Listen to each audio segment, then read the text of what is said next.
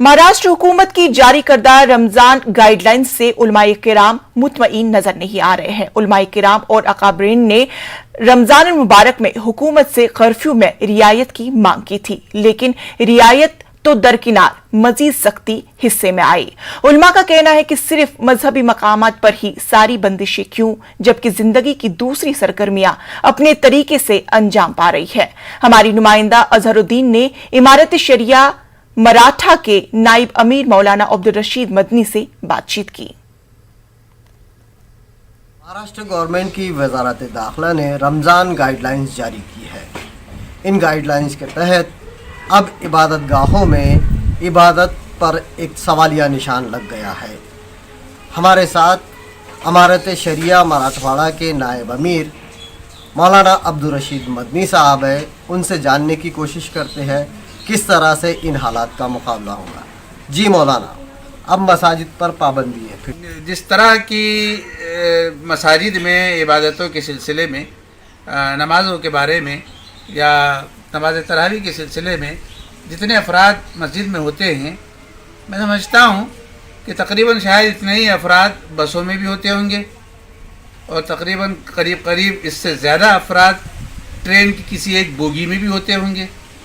और इसी तरह बाज़ार और दूसरे और भी जहाँ कुछ ऐसे मौक़े हैं जहाँ लोगों की तादाद होती है, तो वहाँ पर तो हमारी हुकूमत की जानिब से कभी कोई ऐसा मसला नहीं पेश आता है। लेकिन जहाँ नमाज की बात आती है, मस्जिद की बात आती है, इबादत की बात आती है, भले वो मस्जिद हो या मंदिर हो या गुरुद्वारा हो, हम बात इबादत गाह की कर रहे हैं, तो यहाँ पर फ़ौरन भीड़ से और खौफ और डर, और जबकि ये समझना चाहिए हुकूमत की सतह पर काम करने वाले ज़िम्मेदारान को भी कि वो भी बहरहाल किसी न किसी मालिक को मानते हैं और किसी ना किसी उस पर जो है अपना यकीन रखते हैं। इसका बहुत ज़्यादा ये एहसास है कि ऐसे मौके पर ही इस तरह की चीज़ें जो सामने आ रही हैं, तो ये ज़रा थोड़ा सा सोचने पर पता नहीं क्यों मजबूर सा कर देता है। हुकूमत का मंशा ये है कि कोरोना जिस तेज़ी से रियासत महाराष्ट्र में फैल रहा है, उस पर काबू पाने के लिए पाबंदियाँ बहुत ज़रूरी है।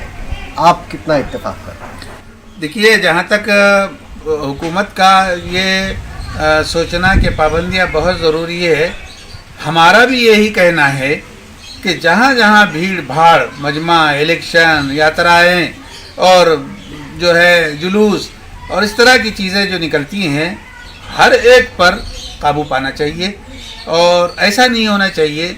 एतदाल, इंसाफ, बराबरी, तमाम लोगों के अंदर यकसानियत और इस तरह की चीज़ें अगर हो तो लोगों के दिलों में शुकूक और शुबहात पैदा नहीं होते। ये थे मौलाना अब्दुल रशीद मदनी साहब, नायब अमीर मराठवाड़ा इमारत शरिया। इनका साफ कहना है।